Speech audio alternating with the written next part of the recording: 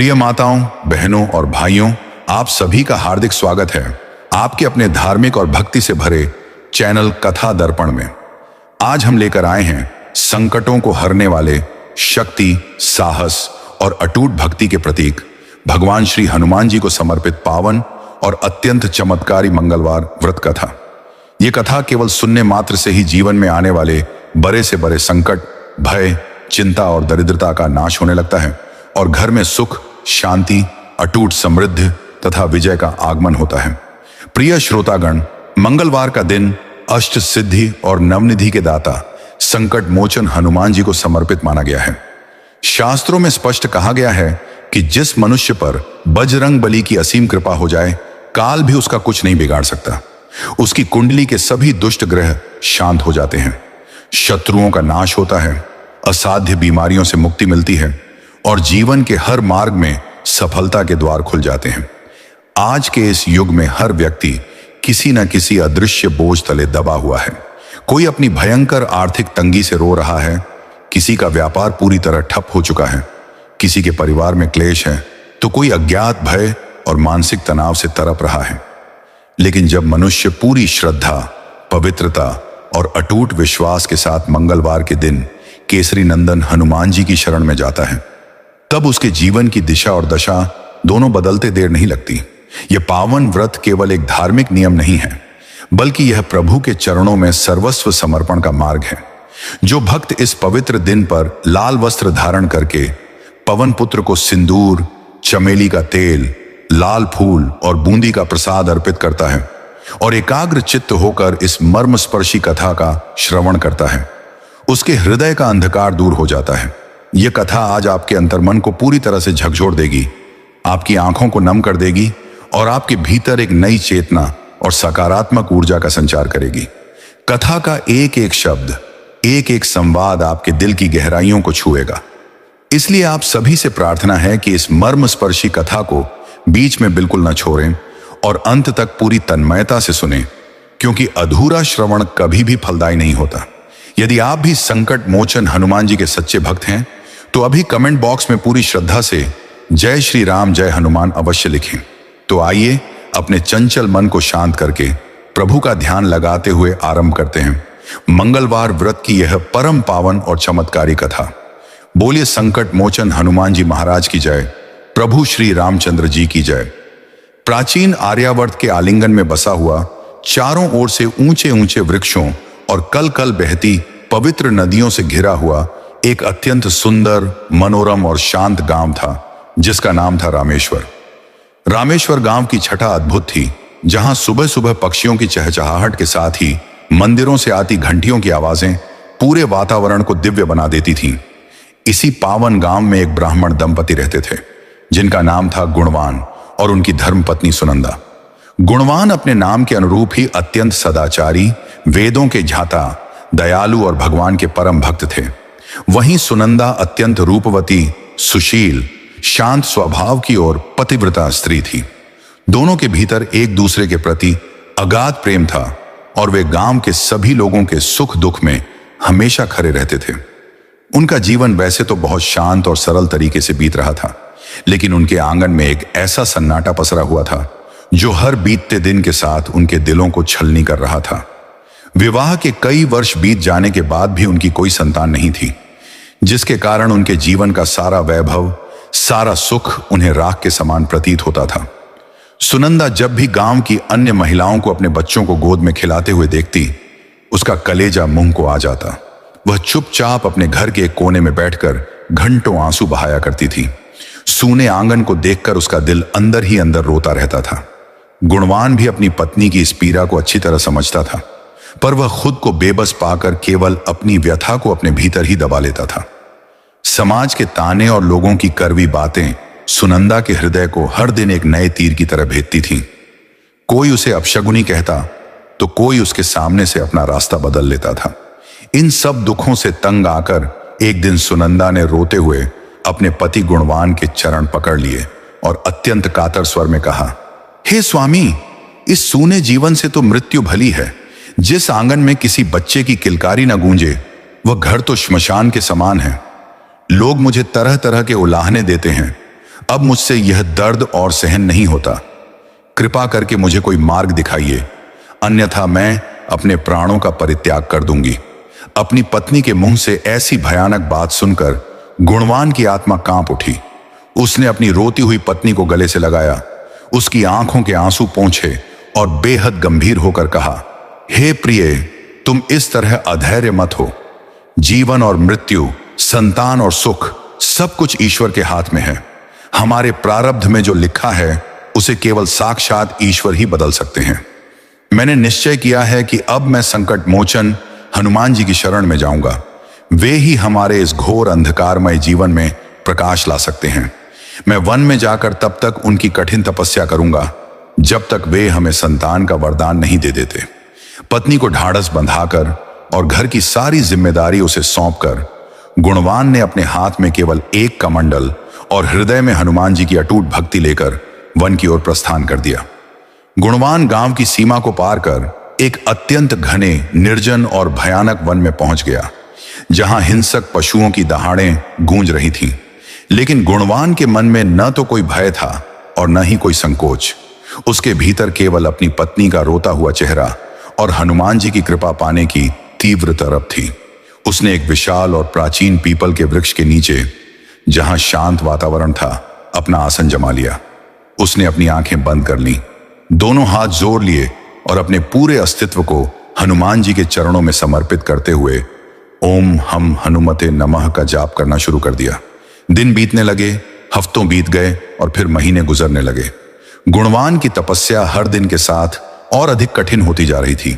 वह करकराती धूप में, मूसलाधार बारिश में और हार खंपा देने वाली ठंड में भी बिना डिगे एक ही आसन पर बैठा रहता था। उसने भोजन का पूरी तरह त्याग कर दिया था और केवल वायु पीकर ही जीवित था। उसका शरीर धीरे धीरे सूखकर कांटा होने लगा था। पसलियां बाहर निकल आई थीं, लेकिन उसके चेहरे पर हनुमान जी की भक्ति का तेज साफ चमक रहा था। उधर रामेश्वर गांव में सुनंदा अकेले ही अपने पति के लौटने की प्रतीक्षा कर रही थी। उसने अपने पति की आज्ञा और कुल की मर्यादा को ध्यान में रखते हुए घर पर ही रहकर संकट मोचन हनुमान जी की विशेष आराधना शुरू कर दी। उसने मन ही मन संकल्प लिया कि वह प्रत्येक मंगलवार को हनुमान जी का कठोर व्रत रखेगी। वह मंगलवार के दिन सूर्योदय से पहले उठती, स्नान करके लाल वस्त्र धारण करती, पूरे घर को साफ सुथरा करके हनुमान जी की प्रतिमा के सामने बैठ जाती। वह पूरे दिन निराहार रहती, यहां तक कि पानी की एक बूंद भी गले से नीचे नहीं उतारती थी। शाम के समय वह हनुमान जी को शुद्ध घी का दीपक जलाकर बूंदी का भोग लगाती और उसी प्रसाद का एक हिस्सा ग्रहण करके अपना व्रत पूर्ण करती थी। सुनंदा की यह साधना कोई साधारण साधना नहीं थी। इसमें उसके जीवन की आखिरी उम्मीद, उसका आत्मसम्मान और अपने पति के प्रति अगाध निष्ठा जुड़ी हुई थी। वह हर मंगलवार को हनुमान जी के चरणों में अपना सिर रखकर रोती और कहती, हे बजरंग बली, हे दुखों के भंजन, मेरे पति वन में भूखे प्यासे आपकी तपस्या कर रहे हैं और मैं यहां आपके द्वार पर बैठी हूं। हमारी लाज अब आपके ही हाथों में है। हमारे इस सूने संसार को हरा भरा कर दो प्रभु। इस प्रकार वन में पति और घर पर पत्नी दोनों ही हनुमान जी की भक्ति के सागर में पूरी तरह डूब चुके थे। प्रिय श्रोतागण, रामेश्वर गांव की गलियों में समय अपनी धीमी गति से आगे बढ़ रहा था, लेकिन सुनंदा के लिए हर एक पल एक युग के समान भारी हो गया था। अपने सूने घर की दीवारों को देखते हुए पति की अनुपस्थिति का दर्द और समाज के तीखे वचनों का दंश सहते सहते वह पूरी तरह से टूट चुकी थी। मगर उसके भीतर जो एक चीज अभी भी जीवित थी, वह थी संकट मोचन हनुमान जी के प्रति अटूट श्रद्धा। सुनंदा ने प्रभु पर पूरा भरोसा रखते हुए अपने मंगलवार के कठोर व्रत को जारी रखा था। अब तक उसने कई मंगलवार बिना अन्न और जल के पूरे कर लिए थे। उसका शरीर भूख और प्यास से अत्यंत दुर्बल हो चुका था, चेहरा पीला पड़ गया था, परंतु उसकी आंखों में बजरंगबली के लिए भक्ति की ज्योति पहले से भी अधिक तीव्र हो गई थी। वह हर पल केवल हनुमान जी के चरणों का ध्यान करती और अपने पति की कुशलता की प्रार्थना करती थी। एक समय की बात है जब एक विशेष मंगलवार आया। उस दिन करकराती ठंड थी और सुबह से ही आसमान में घने काले बादल छाए हुए थे। सुनंदा ने हमेशा की तरह भोर के धुंधलके में उठकर स्नान किया, अपने लाल वस्त्र धारण किए और पूजा घर की सफाई की। हनुमान जी की सिंदूर से लिपटी हुई प्रतिमा के सामने उसने घी का सुंदर दीपक प्रज्वलित किया। उस दिन सुनंदा के मन में एक अजीब सी व्याकुलता थी, एक ऐसी तरफ जो उसके दिल को मथ रही थी। उसने प्रभु के चरणों में अपना सिर रख दिया और सुबकते हुए कहा, हे कपीश, हे संकटों को पल भर में हरने वाले पवन पुत्र, आज मेरी परीक्षा की घड़ी अत्यंत कठिन हो गई है। मेरे स्वामी वन में न जाने किस दशा में होंगे, उन्होंने कुछ खाया भी होगा या नहीं, और यहां मैं इस सूने घर में आपके भरोसे बैठी हूं। हे प्रभु, क्या आपको मुझ दीन दुखिया पर जरा भी तरस नहीं आता? आज जब तक आप मुझे दर्शन देकर मेरे दुखों का अंत नहीं करेंगे, मैं इस स्थान से नहीं उठूंगी। सुनंदा पूरे दिन उसी भक्ति भाव में डूबी रही। दोपहर ढल गई और धीरे धीरे संध्या का समय आ गया, जब सूर्य देव अस्ताचल की ओर बढ़ रहे थे। हर मंगलवार को सुनंदा शाम के समय हनुमान जी को भोग लगाने के लिए अपने हाथों से अत्यंत शुद्धता के साथ बेसन को भूनकर उसमें घी और गुड़ मिलाकर सुंदर बूंदी का प्रसाद तैयार करती थी। लेकिन उस दिन लगातार कई दिनों की मानसिक चिंता, कमजोरी और भूख प्यास के कारण उसका पूरा शरीर कांपने लगा। जैसे ही वह रसोई में प्रसाद बनाने के लिए खड़ी हुई, अचानक उसकी आंखों के सामने गहरा अंधेरा छा गया। उसके सिर में एक तेज चक्कर आया, पैर लड़खड़ाए और वह अचेत होकर वहीं भूमि पर गिर पड़ी। वह काफी देर तक अचेत अवस्था में रसोई के ठंडे फर्श पर पड़ी रही। जब उसकी चेतना धीरे धीरे वापस लौटी, तब तक चारों ओर रात का घना अंधकार फैल चुका था। आसमान में तारे निकल आए थे और रात का पहला पहर बीत रहा था। सुनंदा ने जैसे ही अपनी आंखें खोली और खिड़की से बाहर देखा, उसका दिल दहल उठा। वह जोर से रो पड़ी और खुद को धिक्कारने लगी। हाय, यह मुझसे क्या अनर्थ हो गया। संध्या का समय बीत गया, रात्रि हो गई और मैं प्रभु को भोग भी नहीं लगा सकी। आज मेरा मंगलवार का व्रत खंडित हो गया। हे बजरंग बली, मुझे क्षमा करना। मैं कितनी अभागिन हूं कि अपने आराध्य को समय पर भोग भी अर्पित नहीं कर पाई। शास्त्रों के अनुसार हनुमान जी का व्रत करने वाले भक्त जब तक प्रभु को भोग नहीं लगा देते, तब तक वे स्वयं अन्न का एक दाना भी ग्रहण नहीं कर सकते। सुनंदा ने अत्यंत दुखी और व्यथित मन से एक कठोर निर्णय लिया। उसने अपनी अश्रुपूर्ण आंखों से हनुमान जी की प्रतिमा की ओर देखा, हाथ जोड़े और अत्यंत मार्मिक स्वर में कहा, हे मर्यादा पुरुषोत्तम श्री राम के परम भक्त, आज मुझसे अनजाने में जो अपराध हुआ है उसका प्रायश्चित मैं अवश्य करूंगी। अब जब तक अगला मंगलवार नहीं आ जाता और जब तक मैं आपको पूरे विधि विधान से भोग नहीं लगा दूंगी, तब तक मैं अन्न और जल की एक बूंद भी ग्रहण नहीं करूंगी। मैं पूरे 7 दिन निराहार रहकर आपके द्वार पर तड़पूंगी, परंतु अपनी मर्यादा नहीं तोड़ूंगी। यह कोई साधारण संकल्प नहीं था। एक कमजोर और भूखी स्त्री के लिए लगातार 7 दिनों तक बिना पानी और बिना भोजन के रहना साक्षात मृत्यु को आमंत्रण देने जैसा था। लेकिन सुनंदा के भीतर छुपा हुआ सतीत्व और हनुमान जी के प्रति उसका अगाध समर्पण उसे शक्ति दे रहा था। दिन बीतने लगे। बुधवार की सुबह हुई, फिर गुरुवार आया, शुक्रवार और शनिवार भी गुजर गए। सुनंदा की स्थिति हर बीतते दिन के साथ अत्यंत हृदय विदारक होती जा रही थी। वह इतनी कमजोर हो चुकी थी कि अब उससे उठकर बैठना भी असंभव हो गया था।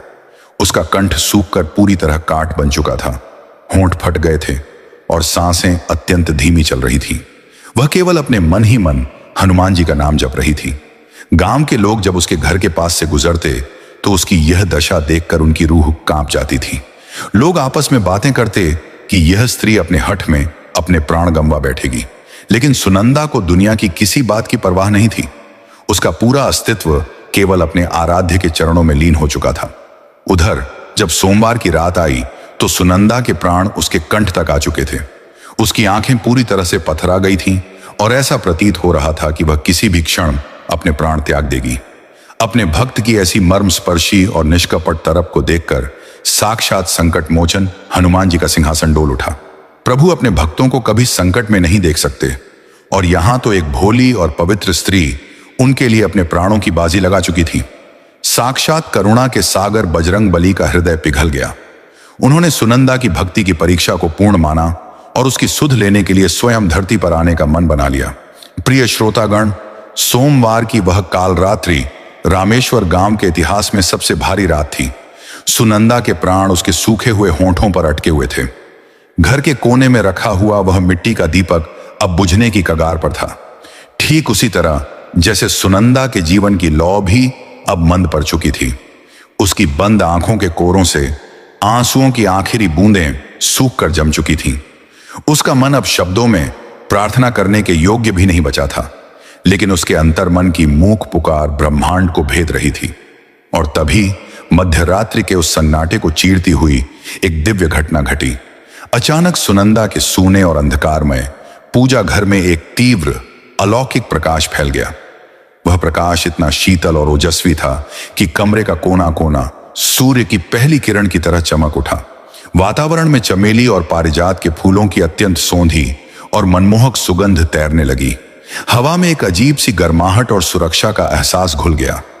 उसी अलौकिक प्रकाश के पुंज में से एक अत्यंत तेजस्वी, कांतिमय और सौम्य रूप प्रकट हुआ। वह रूप किसी और का नहीं बल्कि साक्षात संकट मोचन केसरी नंदन हनुमान जी महाराज का था। प्रभु का वह स्वरूप अद्भुत था। उनके विशाल और पराक्रमी शरीर पर स्वर्ण के समान आभा चमक रही थी। गले में मणियों की माला थी और उनके मुखमंडल पर करोड़ों सूर्यों का तेज होने के बावजूद एक अत्यंत करुणामयी और वात्सल्यपूर्ण मुस्कान थी।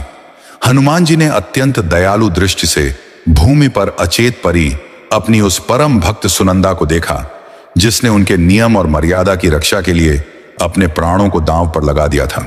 प्रभु ने अपने अभय वरदान देने वाले दाहिने हाथ को आगे बढ़ाया और अत्यंत मधुर, गंभीर और स्नेह से भरे स्वर में कहा, उठो पुत्री, अपनी आंखें खोलो।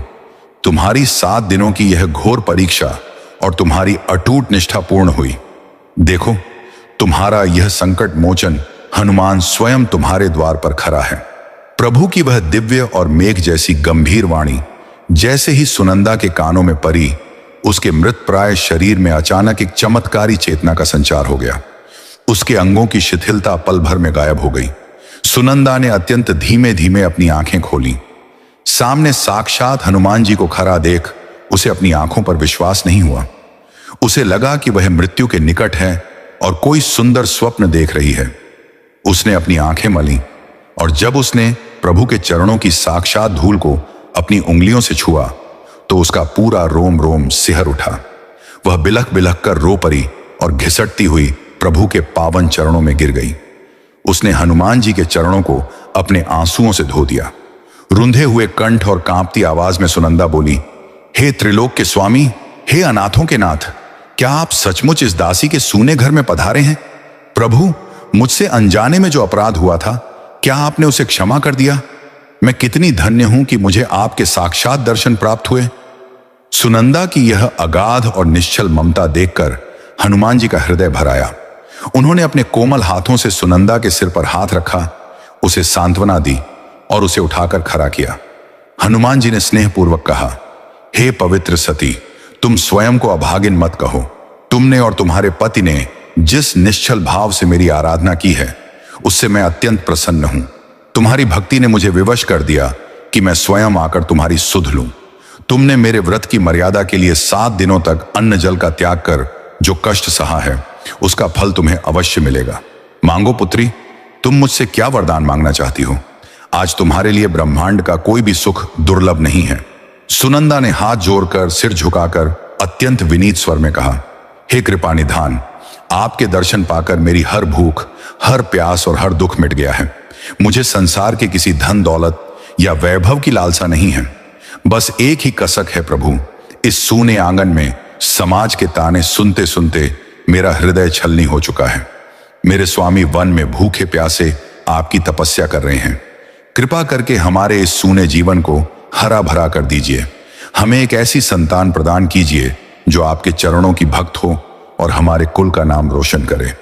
हनुमान जी ने मंद मंद मुस्कुराते हुए अपने हाथ से आशीर्वाद की मुद्रा बनाई और कहा, एव मस्तु पुत्री, तुम्हारी यह इच्छा अवश्य पूर्ण होगी। तुम्हारी कोख से एक अत्यंत सुंदर, गुणवान, पराक्रमी और दीर्घायु पुत्र का जन्म होगा, जो सदा सदा मेरी भक्ति में लीन रहेगा और संसार में पूजनीय होगा। लेकिन पुत्री, तुम्हारी यह कठिन साधना अभी पूर्ण नहीं हुई है। कल मंगलवार का दिन है। तुम कल सुबह उठकर पुनः स्नान करना और पूरे विधि विधान से मेरा व्रत रखना। कल शाम को तुम जो सुंदर और शुद्ध बूंदी का प्रसाद बनाओगी, उसका भोग मुझे लगाना। और सुनो, उस प्रसाद को तुम स्वयं ग्रहण करने से पहले उसका एक मुख्य भाग अपने पति के निमित्त अलग रख देना। इतना कहकर हनुमान जी ने अपनी असीम अनुकंपा से सुनंदा के भीतर की सारी कमजोरी को पल भर में दूर कर दिया। जैसे ही सुनंदा ने पुनः प्रभु के चरणों को स्पर्श करने के लिए अपना सिर झुकाया, वैसे ही वह दिव्य प्रकाश धीरे धीरे विलीन हो गया और साक्षात हनुमान जी अंतर्ध्यान हो गए। लेकिन उस कमरे में प्रभु की उपस्थिति की सुगंध और सकारात्मक ऊर्जा वैसी ही बनी रही। सुनंदा के मन का सारा अंधकार, सारा भय और सारा तनाव कपूर की तरह उड़ चुका था। अब उसके चेहरे पर एक अलौकिक चमक और मन में एक नया विश्वास जाग चुका था। प्रिय श्रोतागण, अगली सुबह जब सूर्यदेव ने अपनी लालिमा बिखेरी तो रामेश्वर गांव का नजारा कुछ बदला बदला सा था। सुनंदा के घर से आ रही एक अजीब सी शांति और शुद्ध सुगंध पड़ोसियों को हैरान कर रही थी। लोग सोच रहे थे कि 7 दिनों से भूखी प्यासी परी सुनंदा शायद अब तक अपने प्राण त्याग चुकी होगी। लेकिन जब सुनंदा ने अपने घर का मुख्य द्वार खोला तो उसे देखकर पूरा गांव स्तब्ध रह गया। उसके चेहरे पर थकान या कमजोरी का कोई नामो निशान नहीं था। इसके विपरीत उसकी आंखों में एक अलौकिक तेज और होंठों पर एक गहरी शांत मुस्कान थी। हनुमान जी के आदेशानुसार सुनंदा ने उस मंगलवार के दिन भोर में ही उठकर गंगा जल मिले पानी से स्नान किया। उसने अपने सबसे पवित्र लाल वस्त्र धारण किए और पूजा घर को गाय के गोबर से लीपकर पवित्र किया। इसके बाद उसने पूरे श्रद्धा भाव से संकट मोचन हनुमान जी की प्रतिमा को सिंदूर और चमेली का तेल अर्पित किया। दोपहर भर वह प्रभु के ध्यान में लीन रही और उसके मन में केवल बजरंग बली का ही वास था। जैसे ही संध्या का समय आया, सुनंदा ने अत्यंत शुद्धता के साथ रसोई में प्रवेश किया। उसने बेसन को धीमी आंच पर भूनना शुरू किया, जिसकी सौंधी खुशबू पूरे वातावरण में फैल गई। फिर उसने उसमें शुद्ध घी और गुड़ मिलाकर अत्यंत सुंदर और स्वादिष्ट बूंदी का प्रसाद तैयार किया। सुनंदा ने वह प्रसाद प्रभु के सामने रखा, शुद्ध घी का दीपक जलाया और अपनी आंखें बंद करके हनुमान जी को भोग लगाया। प्रसाद चढ़ाने के बाद सुनंदा को हनुमान जी की कही हुई वह बात याद आई जो उन्होंने अंतर्ध्यान होने से पहले कही थी। प्रभु ने कहा था कि इस प्रसाद को स्वयं ग्रहण करने से पहले इसका एक मुख्य भाग अपने पति के निमित्त अलग रख देना। सुनंदा ने तुरंत एक सुंदर मिट्टी के पात्र में प्रभु के भोग लगी हुई बूंदी का एक बड़ा हिस्सा निकाला, उसे एक पवित्र लाल कपड़े से ढका और अपने घर के सबसे सुरक्षित और पवित्र स्थान पर रख दिया। इसके बाद उसने बचे हुए प्रसाद को स्वयं ग्रहण किया और पूरे 7 दिनों के अपने उस महाकठोर व्रत का पारण किया। प्रसाद का पहला दाना गले से नीचे उतरते ही सुनंदा को ऐसा महसूस हुआ जैसे उसके पूरे शरीर में असीम ऊर्जा और शक्ति का प्रवाह हो गया हो। उधर रामेश्वर गांव से कोसों दूर उस भयानक और निर्जन वन में सुनंदा के पति गुणवान की तपस्या भी अपने चरम पर पहुंच चुकी थी। गुणवान को वन में बैठे कई महीने बीत चुके थे। उसका शरीर पूरी तरह से सूख चुका था, हड्डियां दिखाई दे रही थीं और उसकी दाढ़ी मूछें बढ़ चुकी थीं। वह अपनी सुध बुध खोकर केवल ओम हम हनुमते नमः का जाप कर रहा था। उसी मंगलवार की रात जब सुनंदा ने घर पर प्रसाद का भाग अलग रखा, वन में एक अद्भुत चमत्कार हुआ। गुणवान जहां बैठा था, अचानक वहां तेज हवाएं चलने लगीं। पीपल के वृक्ष के पत्ते जोर जोर से हिलने लगे और देखते ही देखते गुणवान की बंद आंखों के सामने साक्षात हनुमान जी अपने विशाल और दिव्य रूप में प्रकट हो गए। प्रभु की उपस्थिति के तेज से पूरा वन प्रकाशमान हो गया। हनुमान जी ने अपनी गदा भूमि पर रखी और अत्यंत गंभीर मेघ जैसी गर्जना वाले स्वर में कहा, हे श्रेष्ठ ब्राह्मण, अपनी आंखें खोलो। तुम्हारी कठिन तपस्या और तुम्हारी पत्नी के अनन्य पतिव्रत धर्म ने मुझे पूरी तरह वश में कर लिया है। प्रभु की आवाज सुनते ही गुणवान की तंद्रा टूटी। उसने जैसे ही अपनी आंखें खोली, सामने साक्षात दुखों के भंजन पवन पुत्र हनुमान जी को खड़े पाया। गुणवान का हृदय भर आया। वह तुरंत प्रभु के चरणों में साष्टांग दंडवत प्रणाम कर बैठा और रोते हुए बोला, हे दीन बंधु, हे अनाथों के नाथ, आज मेरी तपस्या सफल हो गई। आपके दर्शन पाकर मेरा यह मानव जीवन धन्य हो गया प्रभु। हनुमान जी ने गुणवान को अपने विशाल हाथों से उठाकर गले लगाया और कहा, हे गुणवान, तुम्हारी पत्नी सुनंदा ने मेरे व्रत की मर्यादा के लिए 7 दिनों तक जो घोर कष्ट सहा है, उससे मैं अत्यंत प्रसन्न हूं। मैंने उसे संतान का वरदान दे दिया है। अब तुम्हारी तपस्या पूर्ण हुई। तुम तुरंत अपने घर लौट जाओ। तुम्हारी पत्नी ने मेरे आदेश से तुम्हारे लिए मेरे प्रसाद का एक भाग सुरक्षित रखा है।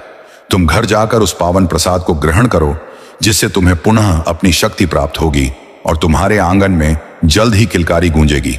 इतना कहकर हनुमान जी ने गुणवान के सिर पर अपना हाथ रखकर आशीर्वाद दिया और देखते ही देखते अंतर्ध्यान हो गए। प्रभु के अंतर्ध्यान होते ही गुणवान के भीतर एक नई ऊर्जा का संचार हुआ। वह बिना एक पल गंवाए हनुमान जी का जयकारा लगाते हुए अपने गांव रामेश्वर की ओर दौड़ पड़ा। उसके मन में अपनी पत्नी से मिलने की और प्रभु के उस चमत्कारी प्रसाद को पाने की तीव्र व्याकुलता थी। प्रिय श्रोतागण, वन की सघनता और अंधकार को पीछे छोड़ते हुए गुणवान के पैर भूमि पर नहीं पड़ रहे थे। उसके भीतर बजरंगबली के साक्षात दर्शनों का जो तेज और ओज समाया हुआ था, वह उसे एक अलौकिक शक्ति दे रहा था। कई महीनों की कठिन तपस्या, भूख, प्यास और करकराती ठंड झेलने के बाद जो शरीर पूरी तरह जर्जर और सूख चुका था, वह अब साक्षात पवन पुत्र के स्पर्श मात्र से दिव्य और ऊर्जावान हो गया था। वन के कंटीले मार्ग, तीखे पत्थर और हिंसक पशुओं के भय को लांघते हुए गुणवान लगातार आगे बढ़ रहा था। उसके कानों में हनुमान जी के वे मधुर वचन बार बार गूंज रहे थे, जिन्होंने कहा था, तुम्हारी पत्नी सुनंदा ने मेरे व्रत की मर्यादा के लिए 7 दिनों तक जो घोर कष्ट सहा है, उससे मैं अत्यंत प्रसन्न हूं। मैंने उसे संतान का वरदान दे दिया है। तुम तुरंत अपने घर लौट जाओ। इधर रामेश्वर गांव में मंगलवार की वह पावन रात्रि अपने अंतिम पहर की ओर बढ़ रही थी। सुनंदा अपने पूजा घर में संकट मोचन हनुमान जी की दिव्य प्रतिमा के सामने बैठी हुई थी। घर का कोना कोना चमेली के तेल, शुद्ध घी के दीपक और धूप की सुगंध से महक रहा था। सुनंदा का मन पूरी तरह से शांत और तृप्त था। उसने प्रभु के आदेशानुसार अपने पति के हिस्से का महाप्रसाद एक सुंदर मिट्टी के पात्र में रखकर उसे लाल वस्त्र से ढका हुआ था। वह एक एक पल गिनती हुई अपने पति की प्रतीक्षा कर रही थी। उसे पूरा विश्वास था कि जब साक्षात त्रिलोक के स्वामी ने वचन दिया है, तो उसके स्वामी अवश्य सकुशल लौटेंगे। अभी भोर की पहली किरण फूटने ही वाली थी कि गांव के शांत वातावरण में किसी के तेजी से दौड़ने की पदचाप सुनाई दी। गुणवान हांफते हुए लेकिन चेहरे पर असीम आनंद और भक्ति का भाव लिए अपने घर की चौखट पर आ खड़ा हुआ। जैसे ही उसने अपने घर के द्वार को देखा, उसकी आंखों से आंसुओं की अविरल धारा बहने लगी। उसने कांपते हाथों से सांकल को खटखटाया। द्वार की आवाज सुनते ही सुनंदा का हृदय जोर से धड़क उठा। वह तुरंत उठी और दौड़ती हुई मुख्य द्वार की ओर आई। जैसे ही उसने कपाट खोले, सामने उसके स्वामी, उसके प्राण प्रिय पति गुणवान खड़े थे। गुणवान की जटाएं बढ़ी हुई थीं, वस्त्र जीर्ण शीर्ण थे, लेकिन उनकी आंखों में साक्षात ईश्वर को देख आने का वो अलौकिक तेज साफ झलक रहा था। सुनंदा ने बिना एक पल गंवाए अपने पति के चरणों में अपना सिर रख दिया और फूट फूट कर रोने लगी। गुणवान ने अत्यंत व्याकुलता और प्रेम से अपनी पत्नी को उठाकर गले से लगा लिया।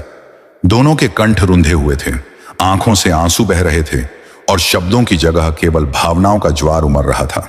कुछ देर के मौन के बाद गुणवान ने सुनंदा के चेहरे को अपने हाथों में लिया और गदगद स्वर में कहा, प्रिय, तुम धन्य हो। तुम्हारी भक्ति, तुम्हारा सतीत्व और तुम्हारी तपस्या धन्य है। वन में साक्षात पवन पुत्र हनुमान जी महाराज प्रकट हुए थे। उन्होंने मुझे बताया कि तुमने उनके व्रत की लाज रखने के लिए अपनी मर्यादा के लिए 7 दिनों तक बिना अन्न और जल के मृत्युतुल्य कष्ट सहा है। प्रिय, साक्षात कपीश ने तुम्हारी कोख से एक परम प्रतापी संतान के जन्म का वरदान दिया है। सुनंदा ने रोते हुए कहा, हे स्वामी, यह सब आपकी ही भक्ति और प्रेरणा का फल है। प्रभु सोमवार की मध्य रात्रि को मेरे सूने घर में भी प्रकट हुए थे। उन्होंने मेरी दुर्बलता को हर लिया और मुझे आदेश दिया था कि मैं मंगलवार का व्रत पूर्ण करके आपके हिस्से का प्रसाद सुरक्षित रखूं। आइए स्वामी, पहले आप उस दिव्य और चमत्कारी प्रसाद को ग्रहण कीजिए, जिसे साक्षात बजरंगबली ने अपने हाथों से स्पर्श कर पवित्र किया है। सुनंदा अपने पति को आदरपूर्वक घर के भीतर ले गई। उसने गुणवान के पैर धोए, उन्हें सुंदर आसन पर बिठाया और फिर पूजा घर से वह मिट्टी का पात्र लेकर आई, जिसमें हनुमान जी के भोग लगी हुई बूंदी का महाप्रसाद रखा हुआ था। जैसे ही सुनंदा ने उस लाल कपड़े को हटाया, पूरे कक्ष में एक अलौकिक सुगंध फैल गई, जैसी सुगंध इस संसार के किसी पकवान में होना असंभव था। गुणवान ने अत्यंत श्रद्धा से उस प्रसाद को अपने मस्तक से लगाया और जैसे ही उसका पहला ग्रास अपने मुख में रखा, उसके पूरे शरीर में एक ऐसी दिव्य ऊर्जा का संचार हुआ कि उसकी महीनों की थकान, दुर्बलता और शारीरिक कष्ट पल भर में लुप्त हो गए। उसका मुखमंडल सोने के समान चमकने लगा। दोनों पति पत्नी ने हनुमान जी की प्रतिमा के सामने साष्टांग दंडवत प्रणाम किया और प्रभु की महिमा का गान करने लगे। समय अपनी गति से निरंतर बीतने लगा। हनुमान जी के उस अमोघ वरदान का प्रभाव धीरे धीरे प्रकट होने लगा। कुछ ही दिनों के भीतर सुनंदा को यह सुखद एहसास हुआ कि उसका सूना आंगन अब जल्द ही हरा भरा होने वाला है। वह गर्भवती हो चुकी थी। यह समाचार जैसे ही रामेश्वर गांव में फैला, पूरे गांव में कौतूहल और अचरज का माहौल बन गया। जो लोग कल तक सुनंदा को अपशगुनी, बांझ और न जाने किन किन करवे शब्दों से प्रताड़ित करते थे, जो महिलाएं उसे देखकर अपना रास्ता बदल लेती थीं, वे आज उसके चरणों की धूल लेने के लिए उसके घर के चक्कर काटने लगी। गांव के लोग आपस में फुसफुसाते, यह तो साक्षात चमत्कार है। जिस स्त्री को चिकित्सकों और वैद्यों ने निराश कर दिया था, जिसे समाज ने त्याग दिया था, उस पर संकट मोचन हनुमान जी ने ऐसी असीम कृपा की है। सचमुच बजरंग बली के दरबार से कोई भी खाली हाथ नहीं लौटता। सुनंदा और गुणवान के मन में उन लोगों के प्रति कोई द्वेष या क्रोध नहीं था। वे जानते थे कि यह सब उनके प्रभु की लीला है, जो मनुष्यों के अहंकार को तोड़ने और भक्ति की शक्ति को दिखाने के लिए रची गई थी। गर्भावस्था के दौरान सुनंदा का नियम और अधिक पवित्र हो गया। वह हर पल हर घड़ी केवल प्रभु श्री राम और हनुमान जी के भजनों में लीन रहती थी। वह हर मंगलवार को पूरी निष्ठा के साथ व्रत रखती, सुंदर कांड का पाठ सुनती और गांव के निर्धन बच्चों को बूंदी का प्रसाद बांटती थी। उसके भीतर पल रहा शिशु कोई साधारण जीव नहीं था। वह तो साक्षात पवन पुत्र के वरदान और सुनंदा के तप की साक्षात प्रतिमूर्ति था। जैसे जैसे महीने बीत रहे थे, सुनंदा के चेहरे का लावण्य और तेज इतना बढ़ता जा रहा था कि जो भी उसे देखता देखता ही रह जाता था। आखिरकार वह पावन घड़ी भी आ गई, जिसका इस ब्राह्मण दंपति को वर्षों से इंतजार था। 9 महीने पूर्ण होने पर एक अत्यंत शुभ दिन, जब आकाश में सूर्य देव अपनी पूरी आभा के साथ चमक रहे थे और ठंडी सुखद हवाएं चल रही थीं, सुनंदा ने एक अत्यंत सुंदर, तेजस्वी और अलौकिक पुत्र को जन्म दिया।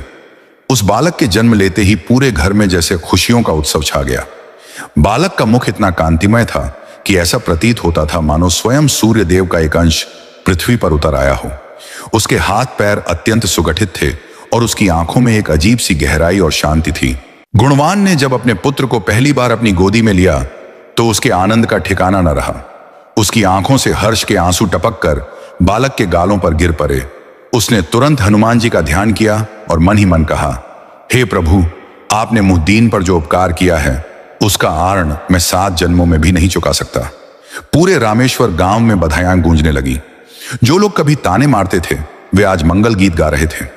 गुणवान ने अपने सामर्थ्य के अनुसार पूरे गांव में विशाल भंडारे का आयोजन किया, जिसमें विशेष रूप से हनुमान जी के प्रिय भोग, बूंदी, लड्डू और चने का प्रसाद वितरित किया गया। ब्राह्मण समाज के बड़े बड़े विद्वानों को बुलाया गया ताकि बालक का नामकरण संस्कार विधि विधान से संपन्न किया जा सके। विद्वान ब्राह्मणों ने जब उस दिव्य बालक की कुंडली देखी तो वे दांतों तले उंगली दबाने पर मजबूर हो गए। उन्होंने अत्यंत विस्मय से गुणवान से कहा, हे श्रेष्ठ ब्राह्मण, यह कोई साधारण बालक नहीं है। इसकी कुंडली के सारे दुष्ट ग्रह इसके तेज से शांत हो चुके हैं। इसके भाग्य में असीम कीर्ति, ज्ञान और साहस लिखा है। इसके ऊपर साक्षात शिव के अंश, पवन पुत्र हनुमान जी की विशेष छाया है। इसका नामकरण भी प्रभु के नाम पर ही होना चाहिए। सभी की सहमति से उस परम प्रतापी और सुंदर बालक का नाम मंगल रखा गया, क्योंकि उसका जन्म मंगलवार के व्रत के प्रताप से और पूरे परिवार का अमंगल दूर करने के लिए हुआ था। मंगल धीरे धीरे बड़ा होने लगा। वह बचपन से ही अन्य बच्चों से पूरी तरह भिन्न था। जहां अन्य बच्चे खेल कूद, खिलौनों और मिट्टी में खेलने में व्यस्त रहते, वहीं छोटा सा मंगल अपने पिता गुणवान के साथ पूजा घर में बैठकर हनुमान जी की प्रतिमा को एकटक निहारता रहता था। जब वह केवल 2 वर्ष का था, तब से ही वह अपनी तोतली आवाज में राम राम और हनुमान शब्द का उच्चारण करने लगा था। उसकी बुद्धि इतनी प्रखर थी कि जो भी श्लोक या मंत्र उसके पिता एक बार पढ़ते, मंगल उसे तुरंत कंठस्थ कर लेता था। गांव के लोग उसे देखकर हतप्रभ रह जाते थे। सुनंदा अपने बेटे को बुरी नजर से बचाने के लिए सदा उसके माथे पर हनुमान जी के चरणों का सिंदूर लगाया करती थी। परंतु इस नश्वर संसार की एक कड़वी सच्चाई यह भी है कि जहां असीम सुख और प्रकाश होता है, वहां परछाई की तरह दुख और अंधकार भी कहीं ना कहीं घात लगाए बैठा होता है। नियति का चक्र कब और किस रूप में घूम जाए यह कोई नहीं जानता। जब मंगल 5 वर्ष का हुआ तब गुणवान के जीवन में एक अजीब सी मानसिक उथल पुथल शुरू हुई। इंसान का स्वभाव है कि जब वह घोर संकट में होता है तो ईश्वर के चरणों को कसकर पकड़ लेता है, लेकिन जैसे ही जीवन में सुख, समृद्धि और संतान का सुख आ जाता है, वह धीरे धीरे उस परम सत्ता को भूलकर माया और अहंकार के वश में होने लगता है। गुणवान के साथ भी कुछ ऐसा ही होने लगा था। अब उसका व्यापार भी अच्छा चलने लगा था। घर में धन धान्य का अंबार था, समाज में उसकी प्रतिष्ठा चरम पर थी और आंगन में एक अत्यंत सुंदर बेटा खेल रहा था। इस अतिशय सुख ने गुणवान के भीतर एक सूक्ष्म अहंकार को जन्म दे दिया। वह सोचने लगा कि उसकी कठिन तपस्या के कारण ही यह सब संभव हुआ है। उसने धीरे धीरे हनुमान जी की नित्य पूजा में डील देनी शुरू कर दी। यहां तक कि वह सुनंदा द्वारा किए जाने वाले मंगलवार के व्रत को भी अब केवल एक साधारण नियम समझने लगा था। वह सुनंदा से कहता, अब तो हमारे पास सब कुछ है, भगवान ने हमें वरदान दे दिया है, अब इस कठिन व्रत और काया को कष्ट देने की क्या आवश्यकता है। सुनंदा अपने पति के विचारों में आए इस बदलाव से अंदर ही अंदर अत्यंत चिंतित और भयभीत रहने लगी। वह जानती थी कि संकट मोचन हनुमान जी जितने कृपालु हैं, वे अपने भक्तों के भीतर अहंकार को कभी बर्दाश्त नहीं करते। वे अपने भक्तों को सही मार्ग पर लाने के लिए उनकी परीक्षा लेने में भी देर नहीं करते। सुनंदा ने कई बार गुणवान को समझाने का प्रयास किया, हे स्वामी, यह धन, यह संतान, यह मान सम्मान सब कुछ बजरंग बली की करुणा का प्रसाद है। हमें कभी भी उस परम सत्ता के प्रति कृतज्ञ नहीं होना चाहिए। जिस दिन उनकी कृपा दृष्टि हमसे हट गई, हमारा यह वैभव तिनके की तरह बिखर जाएगा। लेकिन गुणवान अपनी समृद्धि के मद में अंधा हो चुका था। उसने अपनी पत्नी की इन मर्मस्पर्शी चेतावनियों को हंसकर टाल दिया। प्रिय श्रोतागण, रामेश्वर गांव के ऊपर से सुख और समृद्धि के बादल मानो अचानक छटने लगे थे। गुणवान के भीतर अंकुरित हुए अहंकार ने उसके विवेक को पूरी तरह से ढक दिया था। वह भूल चुका था कि जिस पुत्र और वैभव पर वह आज गर्व कर रहा है, वह साक्षात संकट मोचन हनुमान जी की असीम अनुकंपा का फल है।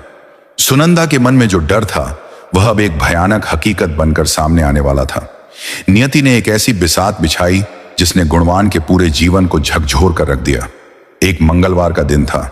दोपहर के समय जब सुनंदा रसोई में हनुमान जी के व्रत के लिए महाप्रसाद की तैयारी कर रही थी, छोटा मंगल आंगन में अपनी छोटी सी लकड़ी की गाड़ी से खेल रहा था।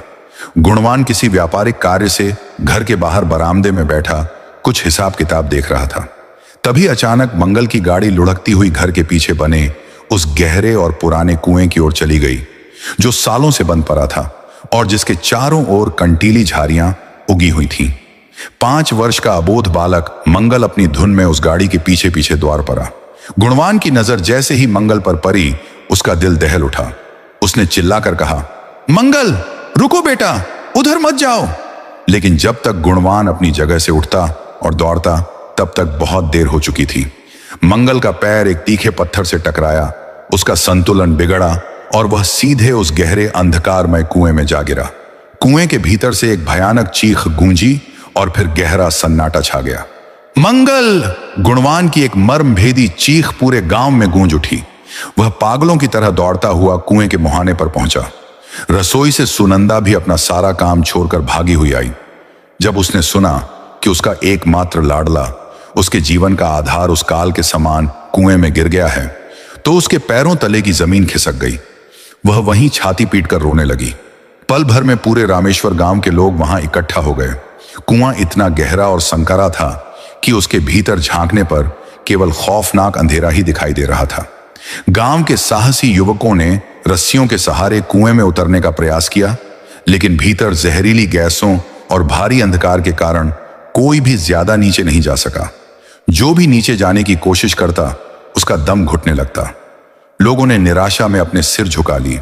एक वृद्ध ग्रामीण ने दुखद स्वर में कहा, गुणवान, इतने गहरे और जहरीले कुएं में गिरने के बाद किसी मासूम का बचना असंभव है। अब केवल कोई चमत्कार ही तुम्हारे बच्चे को बचा सकता है। यह सुनते ही गुणवान के पैरों के नीचे से मानो पूरी सृष्टि खिसक गई। उसका सारा धन, उसका समाज में मान सम्मान, उसका व्यापार और उसका अहंकार पल भर में स्वाहा हो गया। उसे अपनी आंखों के सामने अपना इकलौता बेटा तड़प कर दम तोड़ता हुआ महसूस हो रहा था।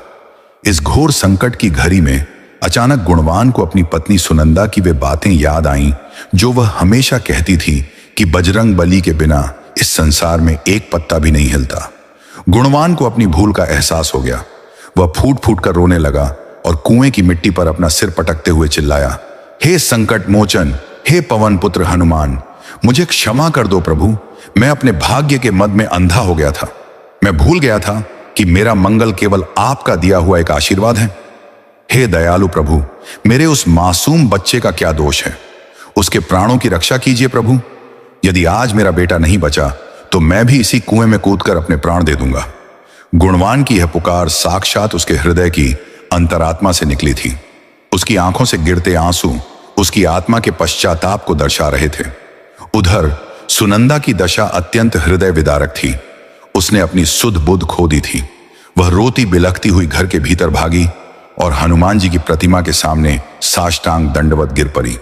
उसने प्रभु के चरणों को कसकर पकड़ लिया और अत्यंत मार्मिक स्वर में कहा, हे अष्ट सिद्धि के दाता, हे माता सीता के संकट हरने वाले बजरंग बली, आज मंगलवार का ही दिन है प्रभु। आज आपकी इस दासी के सुहाग का अहंकार टूट गया है, लेकिन मेरे इस निष्पाप बालक के प्राणों की रक्षा कीजिए।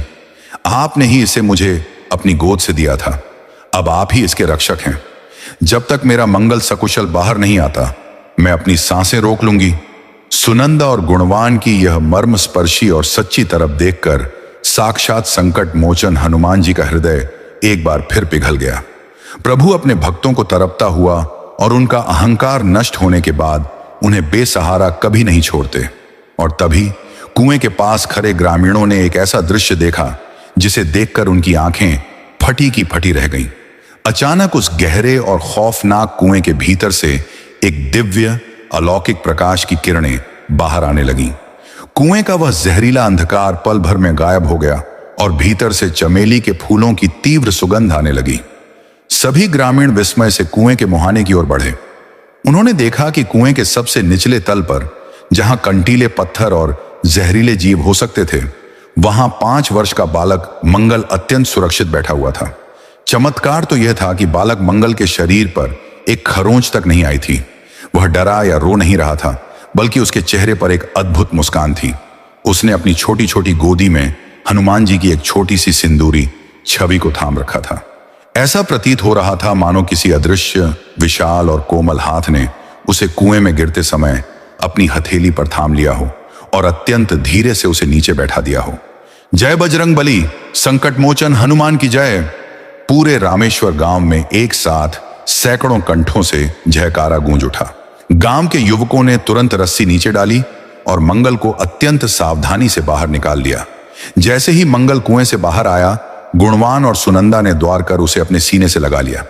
माता पिता के आंसुओं से मंगल का पूरा चेहरा भीग गया। गुणवान ने कांपते स्वर में अपने बेटे से पूछा, बेटा, तुम इतने गहरे कुएं में गिर गए, तुम्हें डर नहीं लगा? तुम वहां कैसे सुरक्षित रहे? छोटे से मंगल ने अपनी तोतली और मासूम आवाज में जो कहा, उसने वहां खड़े हर एक व्यक्ति की आंखों को आंसुओं से सराबोर कर दिया और उन्हें सोचने पर मजबूर कर दिया। मंगल ने कहा, पिताजी, जब मैं नीचे गिर रहा था तो मुझे बिल्कुल डर नहीं लगा। रास्ते में ही एक बहुत बड़े वानर रूप वाले बाबा प्रकट हुए।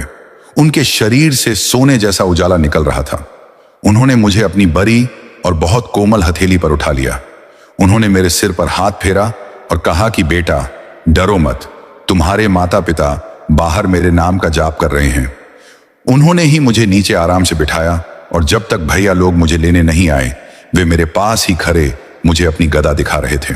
बालक के मुंह से यह साक्षात गवाही सुनकर गुणवान का पूरा शरीर सिहर उठा। उसने कुएं की पवित्र मिट्टी को अपने माथे पर लगाया और हनुमान जी की दिशा में हाथ जोड़कर गिर पड़ा। अब गुणवान की भक्ति में कोई अहंकार नहीं था, केवल और केवल सर्वस्व समर्पण था। प्रिय श्रोतागण, मंगल के कुएं से सकुशल बाहर आने की यह दिव्य और अलौकिक घटना पूरे रामेश्वर गांव के इतिहास में एक स्वर्णिम अध्याय बन गई। उस दिन गांव के प्रत्येक व्यक्ति ने अपनी आंखों से साक्षात संकट मोचन हनुमान जी की असीम कृपा और चमत्कार को देखा था। गुणवान का अहंकार अब पूरी तरह से नष्ट हो चुका था और उसका स्थान परम भक्ति, विनम्रता और सर्वस्व समर्पण ने ले लिया था। अगले ही पल गुणवान और सुनंदा अपने पुत्र मंगल को गोद में लेकर अपने घर के भीतर आए। गुणवान सीधा अपने पूजा घर में गया और प्रभु बजरंग बली की सिंदूर से लिपटी दिव्य प्रतिमा के सामने साष्टांग दंडवत गिर पड़ा। उसकी आंखों से पश्चाताप और कृतज्ञता के आंसू बह रहे थे। उसने रोते हुए कहा, हे पतित पावन, हे शरणागत वत्सल, मुझे क्षमा कर दो प्रभु। मैं अज्ञानी था जो अपनी धन दौलत और समृद्धि के मद में आपकी इस असीम करुणा को भूल बैठा था। आज आपने मेरे कुल के दीपक की रक्षा करके मुझ पर जो उपकार किया है, मैं उसे जीवन भर नहीं भूलूंगा। अब मेरा यह जीवन, मेरा यह परिवार और मेरा सर्वस्व आपके चरणों में समर्पित है। सुनंदा ने भी पूरी श्रद्धा से प्रभु के सामने घी का दीपक प्रज्वलित किया और उस पावन मंगलवार के व्रत का उद्यापन और पूजन अत्यंत विधि विधान से संपन्न किया। पूरे गांव में सुंदरकांड का भव्य पाठ रखवाया गया, जिसमें दूर दूर से आए साधु संतों और ग्रामीणों ने भाग लिया। गुणवान ने अपने घर के अन्न भंडार खोल दिए और कई दिनों तक भूखे निर्धनों और ब्राह्मणों को भरपेट भोजन और हनुमान जी का प्रिय बूंदी का प्रसाद वितरित किया गया। इसके बाद गुणवान और सुनंदा का जीवन पूरी तरह बदल गया। वे हर मंगलवार को पूरी पवित्रता और नियम के साथ व्रत रखते, सुबह शाम हनुमान चालीसा और बजरंग बाण का पाठ करते और अपने पुत्र मंगल को सदा धर्म के मार्ग पर चलने की शिक्षा देते थे। छोटा मंगल भी बड़ा होकर हनुमान जी का एक अनन्य और परम ज्ञानी भक्त बना, जिसने आगे चलकर समाज में धर्म, ज्ञान और संकट मोचन की महिमा का प्रचार प्रसार किया। उनके घर में कभी किसी चीज की कमी नहीं रही और वे दीर्घायु होकर सुख समृद्धि पूर्वक अपना जीवन व्यतीत करने लगे।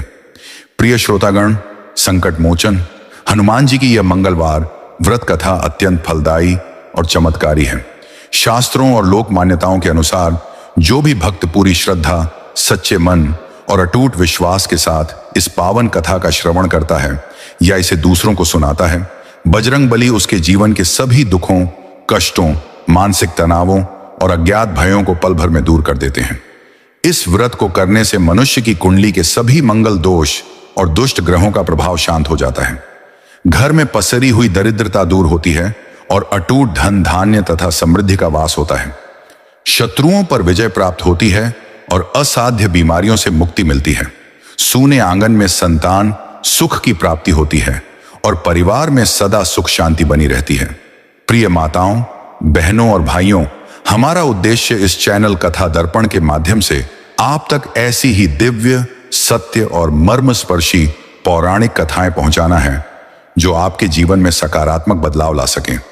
यदि आपको संकट मोचन हनुमान जी की यह पावन और चमत्कारी मंगलवार व्रत कथा पसंद आई हो और इसने आपके हृदय की गहराइयों को छुआ हो, तो आपसे विनम्र निवेदन है कि इस वीडियो को एक प्यारा सा लाइक अवश्य करें। हमारे इस भक्तिमय परिवार से जुड़ने के लिए और ऐसी ही मंगलकारी कथाएं लगातार सुनने के लिए चैनल को सब्सक्राइब करना बिल्कुल ना भूलें और अपने मित्रों तथा प्रियजनों के कल्याण के लिए इस कथा को उनके साथ शेयर अवश्य करें। आइए कथा के अंत में अपने दोनों हाथ जोड़कर मन को प्रभु के चरणों में लगाते हुए पूरी श्रद्धा से कमेंट बॉक्स में लिखें, जय श्री राम, जय हनुमान। आपका एक छोटा सा कमेंट भी आपकी अगाध श्रद्धा और भक्ति को दर्शाता है। बोलिए संकट मोचन हनुमान जी महाराज की जय, प्रभु श्री रामचंद्र जी की जय, माता जानकी की जय, लक्ष्मण जी महाराज की जय।